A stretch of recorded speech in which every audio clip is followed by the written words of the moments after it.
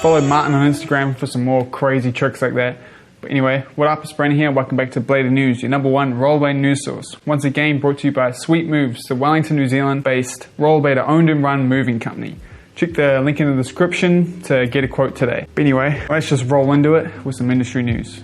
And the first story I want to talk about today is a sad and scary story around Fritz. So you may have seen this posted on Instagram and Facebook. Fritz took a really bad fall skating while he was down for the Pow Wow comp. He ended up fracturing his skull in multiple places, which put him in hospital where he has multiple issues including internal bleeding and a blood clot, but he is in a stable condition as of the last update that I've seen. In the last update I saw in his situation, there was reports of him waking up freaking out because people he know weren't around him because of the recent situations happening around the globe right now. Restrictions on visiting in hospitals. So Fritz actually runs a skate shop and he's done a lot for the rollerblading community. I've never personally talked to him or known him at all, but just judging by the amount of people that have reached out to me to talk about this, it's pretty clear that he's a great dude that really looks out for other people. So Fritz is in ICU right now, and since it's in America where no one gets free healthcare unlike here in New Zealand, you can imagine there's going to be quite a big medical bill for him. His mother is estimating around $100,000. Because of this, Josh Glowicki started a GoFundMe to help cover this cost. That'll be linked in the description. If you have any spare cash or something, please donate and help him out. And it's a very scary time for him. If I know anything about the rollerblading community, they're going to come through for someone who deserves it, and Fritz deserves it.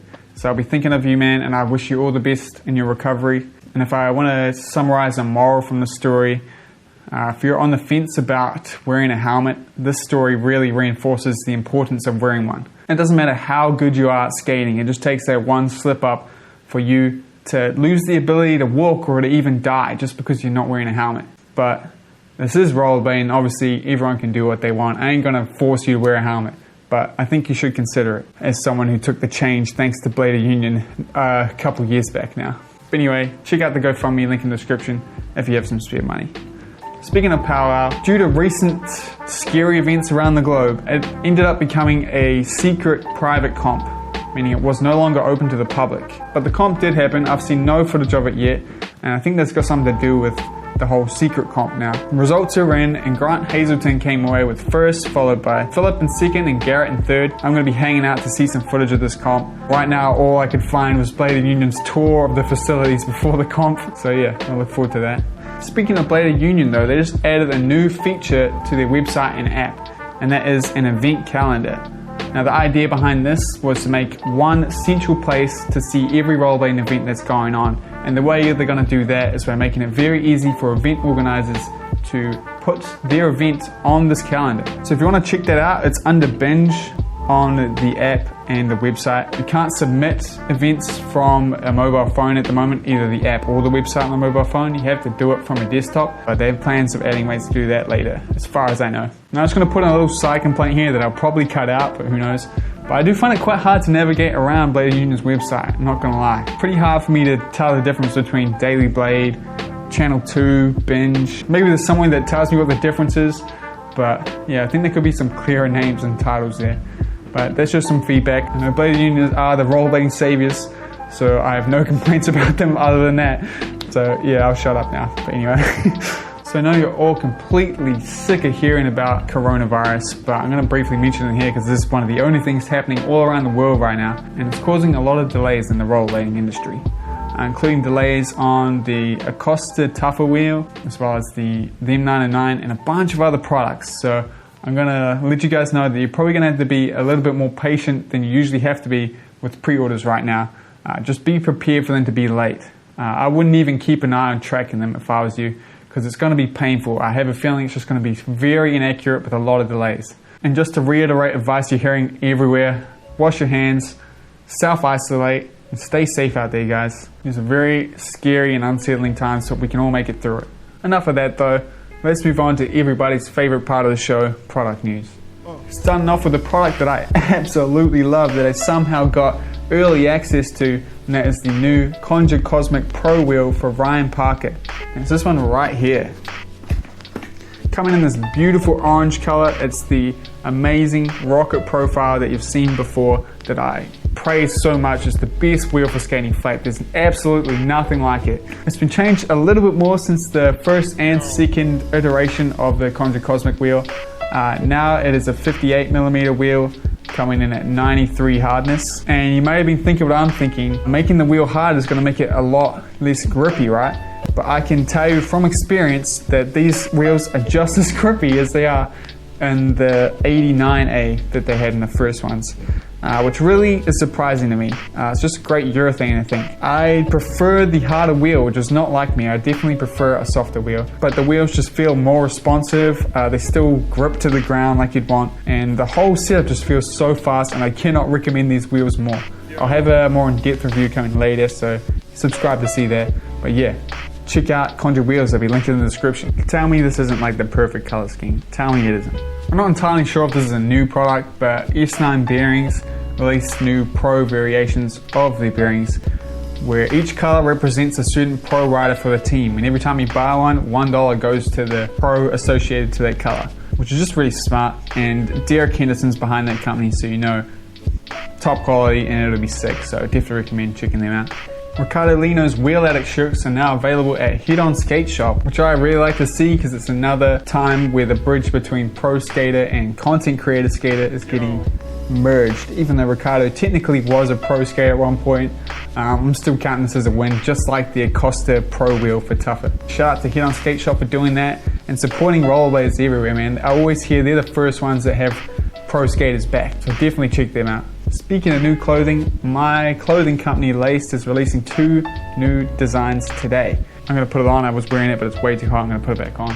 I got this new hoodie, which is embroidered blade written on it with my favorite setup skate, the M12 with the solar frames and some bright yellow wheels. I kind of wish I did orange now, but yeah. It's comfy, it's high quality, and it supports my channel.